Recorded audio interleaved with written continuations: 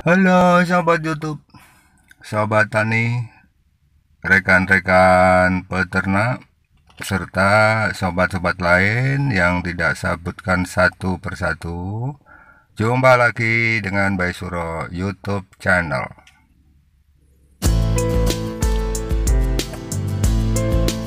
Ada pertanyaan dari Bayi Suro. Pernahkah rekan-rekan melihat indukan kambing lahiran sekali 4? Jawabnya ada 2 ini, ada yang tidak, ada yang sudah pernah. Tapi untuk yang sudah, alhamdulillah sudah pernah lihat. Yang belum, nah kali ini akan kami putarkan meskipun tidak begitu komplit. Jadi kali ini kami akan menjelaskan atau berbagi pengalaman saya. Jadi pengalaman saya ini bukan pengalaman orang lain ketika merawat cempe. Jadi topiknya perawatan cempe. Ketika indukan kami itu melahirkan sekaligus 4, itu diawali pertama lahir 2, saya kira udah selesai. Nah, yang udah lahir itu saya pindahkan ke kotak yang lain, saya rawat. Selesai merawat loh, ternyata di bawah indukannya ada lagi 2. Saya tengok-tengok apakah ada indukan yang lain yang melahirkan, ternyata enggak. Kesimpulannya memang lahiran tahap ini, indukan ini ada 4 ekor. Apa yang saya pikirkan, kenapa harus 4? Puting induknya hanya 2. Di sini maka perlu pemikiran bagaimana baiknya kita untuk merawat ke depannya. Berbeda dengan indukan kelinci. Indukan kelinci ini saya pernah juga merawat kelinci. Biasanya lahiran itu maksimal sesuai dengan jumlah puting induknya. Kalau putingnya dikit, biasanya lahirannya juga sedikit. Meskipun ada keganjilan ya wajar. Tapi kalau yang kambing ini kan kita perlu mencari solusi agar tempat anaknya itu baik. Jadi kita usahakan untuk bisa didot supaya dia terbiasa dengan dot.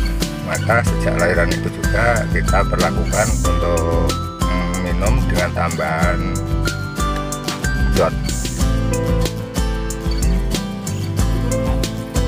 Artinya kita harus lebih ekstra dalam merawat keempat anak kambing itu, karena kita sudah diberi rezeki oleh Tuhan.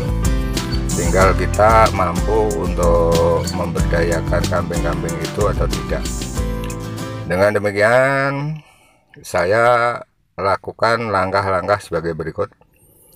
Sejak lahiran itu kita pisahkan anak kambing itu dari induknya.